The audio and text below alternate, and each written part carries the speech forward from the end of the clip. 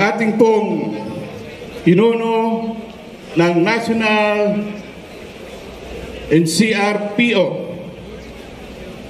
Police Major General Jose Melencio Nartati, sir. At ang ating direktor ng Directorate ng NCR, pinangungunahan po ng Mayor ng Muntinlupa, Honorable Mayor Rufino Biason, sir. At lahat po ng kinatawan ng local government units ng NCR. Sa lahat po ng mga regional directors, police regional directors ng PNP, regional directors ng ating DILG at ng ating PDEA, sa lahat po ng partner agencies, government agencies na nandito ngayon, ang ating pong mga barangay chairman, mga kasama nilang mga barangay tanods, Sangguniang Kabataan, at higit sa lahat, ang lahat po ng supporters ng programang ito, mga kaibigan natin sa broadcast at Trimedia, Malasakit, the Department of Interior and Local Government, other agencies. Buong puso kaming magpapasalamat sa walang sawang dedikasyon ng ating mga kasama ngayong umagang ito.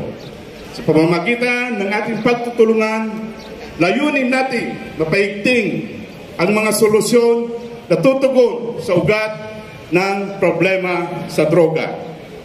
At kasama po ninyo ang buong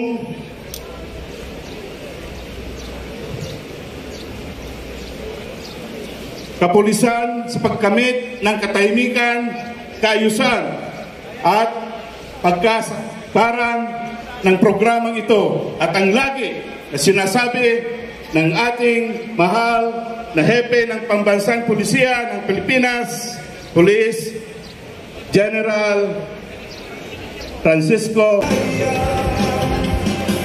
We would also like to acknowledge Amy Calixto Rubiano, Pasay City.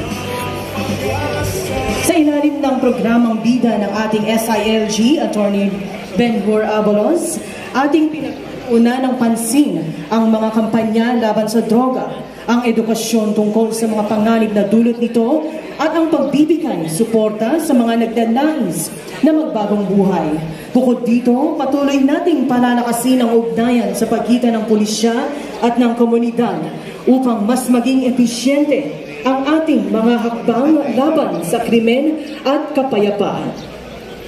May we now invite everyone to focus your attention on the screen and let us watch Buhay Ingatan, Drogay Ayawan or Bida,